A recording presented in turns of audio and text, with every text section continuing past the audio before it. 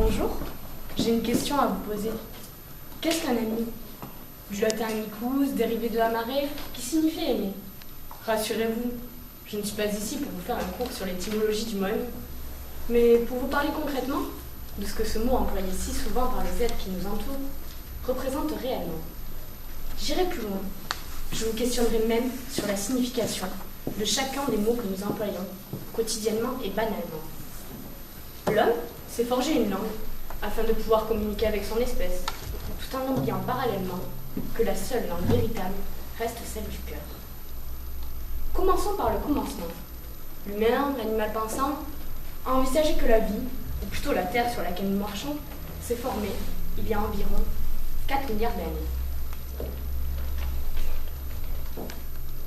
Des poussières se sont agglomérées pour constituer un ensemble uniforme rocheux. La Terre est née. La vie y est apparue peu à peu. Et les premiers hommes ont vu le jour, il y a seulement 7 millions d'années. À l'époque, il n'existait pas tant de mots pour exprimer nos pensées et nos ressentis. Malgré ça, les hommes se comprenaient ainsi. Le véritable ami déchiffre nos pensées, sans même que nous ayons recours à la parole. Il existe une différence entre ce que l'on pense, ce que l'on exprime, et ce que l'autre croit comprendre. Alors peut-être que finalement, l'ami, c'est un décodeur de paroles ineffables. C'est celui qui, à travers un simple regard, perçoit et comprend cette langue du cœur qu'un autre ne saura qu'entrevoir, à travers des mots prononcés ou une gestuelle. Imaginons une route, un chemin sombre, sur lequel nous marchons sans but précis. Au loin, sur la chaussée, vous apercevez une lumière. Elle est de couleur jaune. Elle est claire et orne le bitume grisâtre. Vous avancez, cette lueur vous suit. Tout au long de votre périple, vous rencontrerez ces lumières multicolores. Ce chemin, c'est celui de la vie, de la destinée, celui qui se trace au fil des secondes. Et ces éclats de soleil sont vos amis. Certaines de ces perles rares vous accompagneront tout le long du trajet, tandis que d'autres s'éteindront au bout de quelques mètres, au détour d'un croisement ou d'une funeste ruelle. Quoi qu'il advienne, nous ne serons jamais seuls. En ouvrant les yeux, en regardant au-delà de ce que nous voyons, on pourra les apercevoir et entendre leur rire résonner au fin fond de nos âmes. Vous comprenez qui ils sont? Ce sont des êtres, comme vous et moi, marchant sur un sentier semblable. Le véritable ami ne reste pas le temps d'une saison, mais le temps d'une existence. La plupart ne sont pas sur la chaussée par hasard. Chacun a son rôle à jouer et il est primordial de prendre en stock ceux qui vous tendent la main. Diane de Beausacq affirme que votre véritable ami est celui qui ne vous passe rien et vous pardonne tout. Retournons sur cette route. Imaginons quelques instants qu'un brouillard aveuglant vous empêche de trouver votre direction. Sur cette route, il n'y a pas de GPS, seulement des amis. Vous vous dirigez vers une impasse, une des deux lueurs approuve votre choix, tandis que la seconde vous demande avec insistance de revenir sur vos pas. Que faire? Qui suivre? Mesdames, messieurs, chacun d'entre vous serait enclin à penser que votre véritable ami approuve chacune de vos décisions. En réalité, le véritable ami ne sera pas toujours en accord avec vos choix, et il saura vous le faire entendre. Mais plus encore, il saura aussi les comprendre et vous pardonner chacune de vos erreurs. Mark Twain définit si bien le rôle du véritable ami. C'est de se trouver à votre côté quand vous êtes dans l'erreur, puisque tout le monde sera à côté de vous quand vous aurez raison. La vérité, aussi dure soit-elle, est toujours bonne à entendre. Un célèbre corbeau fit un jour les frais de sa naïveté. Après maintes flatteries du renard, le corbeau pensait avec conviction que ce dernier fût son ami. Hélas, ce grand crédule, aveuglé par cet éloge, en perdit son fromage. Cette expérience lui aura certainement appris que le véritable ami n'est pas celui qui nous complimente à longueur de temps, mais celui qui nous fait connaître nos défauts et continue de nous accepter tels que nous sommes. Au-delà de son acceptation, il y a aussi le bénéfice qu'il nous apporte inconsciemment.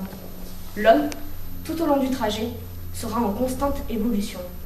L'ami, lui, porte un regard extérieur sur notre personne. Et ainsi, il peut faire en sorte d'accompagner notre évolution et de nous prodiguer des leçons de vie. De par ses remarques et ses suggestions, on ne peut que devenir meilleur et faire en sorte que les faiblesses d'hier deviennent les qualités d'aujourd'hui. L'amitié est une rose au parfum envoûtant, offerte à tous. Pour la cultiver, il faut du temps de la patience et de l'amour. Si un jour cette rose se fane, regardez attentivement, il restera toujours un pétale. Un pétale qui vous rappellera que l'espoir ne meurt pas. Les amis sont comme ces pétales de rose. Ils demeurent présents dans le bonheur comme dans le malheur. Jour et nuit, ils sont ici pour vous rappeler qu'il reste toujours un éclat de lumière au milieu de l'horreur. Fermons les yeux. Sentez-vous la laideur de sa peau frôlant votre main atone, imbibée de crainte et de doute? Elle est là. Elle vous rassure et restera posée durant la tempête. Le véritable ami est un être au grand cœur. Un être auquel on se livre avec confiance, sans éprouver aucune méfiance. Un être capable de se réjouir de votre bonheur et qui n'attend rien de nous en retour. Un être pourtant prêt à tout nous donner chaque jour. Un être présent, peu importe nos erreurs. Mais n'oublions jamais qu'une rose est fragile et qu'elle a besoin d'être entretenue régulièrement. Lorsque l'on possède un tel joyau, il faut s'engager à s'en occuper soigneusement pour le préserver indemne.